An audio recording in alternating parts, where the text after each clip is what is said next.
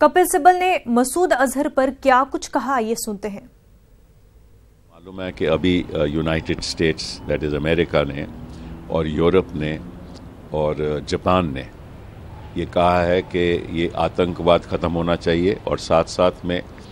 जो UN security council का resolution है उसके अंतर्गत अजहर मसूद को एक टेररिस्ट डिक्लेयर करना चाहिए। तो ये बड़ी उपलब्धि है क्योंकि सारा विश्व अब जान गया है कि जो टेररिज्म का जड़ है वो पाकिस्तान है। लेकिन अब तक चीन ने पाकिस्तान का साथ दिया है और